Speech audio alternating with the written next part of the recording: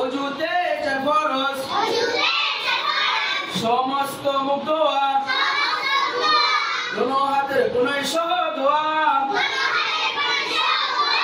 মাথা মাসাহ করা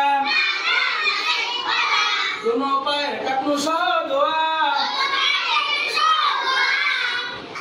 কে কে পারেন হাত উঠান। আচ্ছা হাত নামান। সালমান দাও পড়াও। অজুতে চার ফরজ সমস্ত মুখ ধোয়া দোনো হাতের কোনায় সহ ধোয়া